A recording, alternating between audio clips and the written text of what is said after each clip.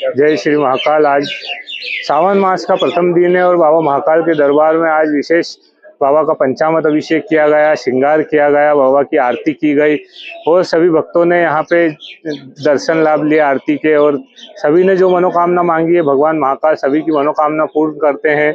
सभी भक्त यहाँ पे खूब हर्षोल्लास से आते हैं। सावन मास का पावन महीना है जो कि भगवान भोलेनाथ शिव को अति प्रिय है।